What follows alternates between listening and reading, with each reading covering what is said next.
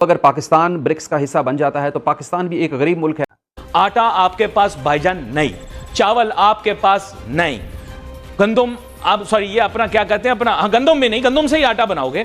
रुई आपके पास नहीं, मैं आपको बता रहा हूं, मैं आपको फुल बता रहा हूं, सब फजूल है। दाल आपके पास नहीं।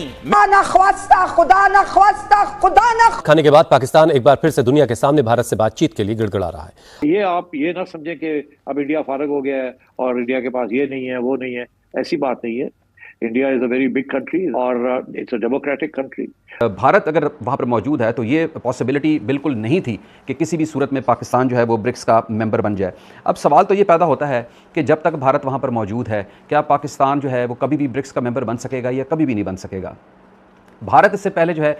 G20 में भी पाकिस्तान के मेंबर बनने की मुखालफत की हमेशा कोशिश करता रहा है और यही वजह कि पाकिस्तान G20 का मेंबर भी नहीं बन सका। और अब state is the case with the BRICS में भी हम पूरी कोशिश कर रहे हैं, लेकिन भारत जो है वो हमें उसका मेंबर नहीं बनने देना चाह रहा।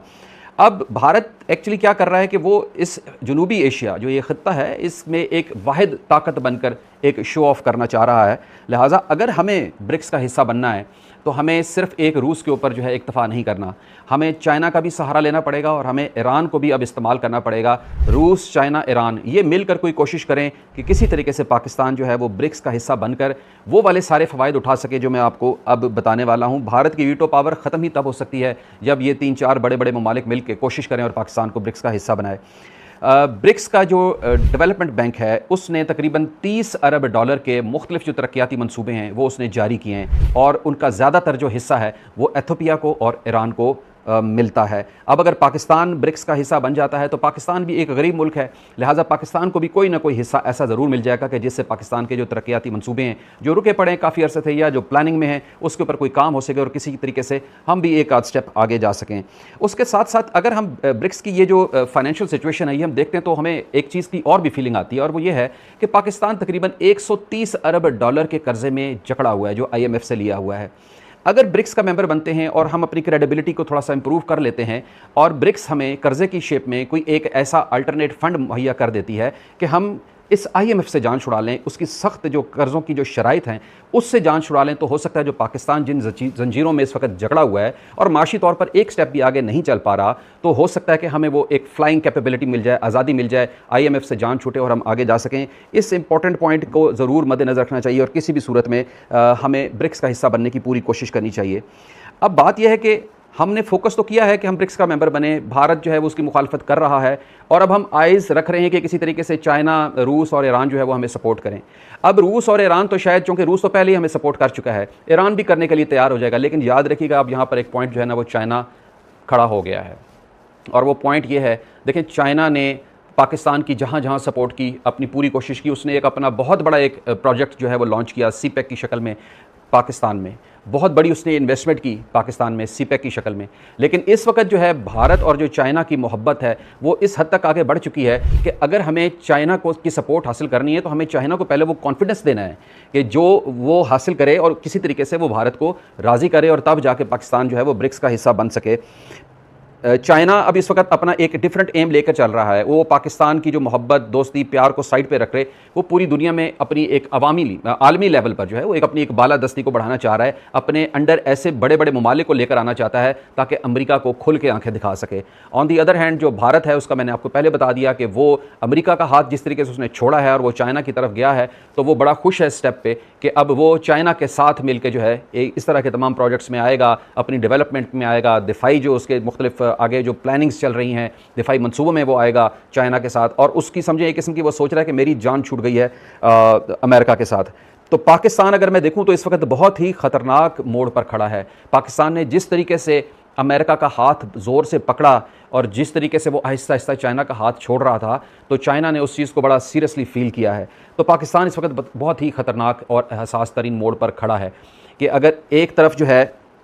पाकिस्तान जो है वो चाइना जिस तरीके से उसको नज़रअंदाज कर रहा है, तो ये वो मोड़ है कि इसके बाद अगर पाकिस्तान अपनी जगह ना बना सका, जो भी करे किसी भी स्टेप में किसी भी तरीके से अपनी जगह बनाए, स्पेशली चाइना की नज़र में अपनी जगह बनाए, वरना अदरवाइज़ फिर पाकिस्तान के पास सवाए अमेरिका के और कोई सहारा नहीं रहेगा जो कि पाकिस्तान को सपोर्ट कर सके। अब जो चाइना है वो पाकिस्तान से अगर नज़रें चुरा रहा है या हाथ छुड़ा रहा है तो उसकी एक वजह तो मैंने आपको बता दी है कि अमेरिका की तरफ जिस तरीके से हम दौड़े हैं, तो चाइना ने अभी आहिस्ता आहिस्ता हमसे नज़रें चुराना शुरू कर दी हैं। मगर जो दूसरा बहुत बड़ा रीज़न है जिसका जिक्र मैं पहले भी कर चुका हूँ, और वो है सीपेक।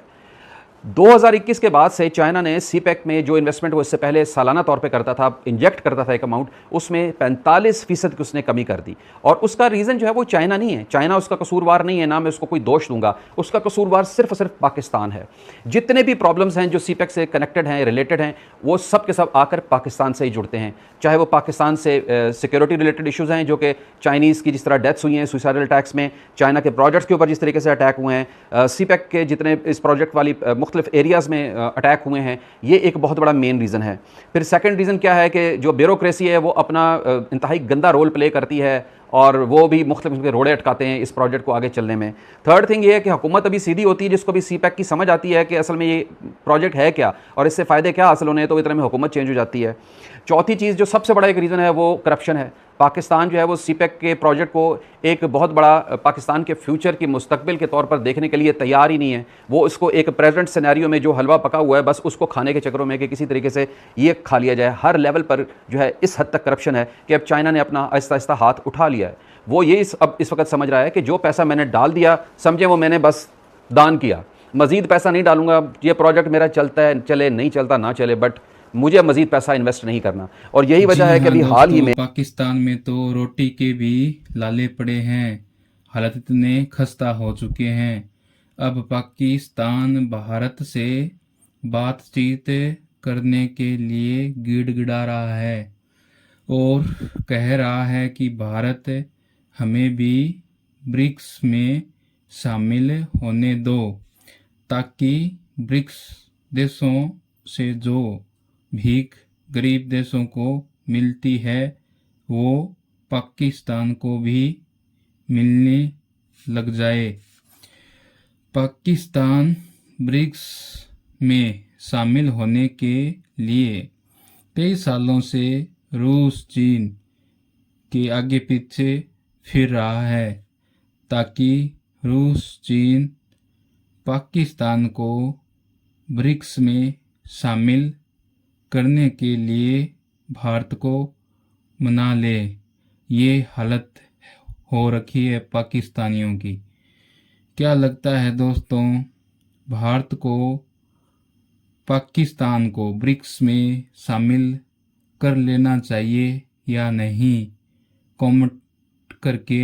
कमेंट बॉक्स में उत्तर दीजिएगा। जय हिंद, जय भारत।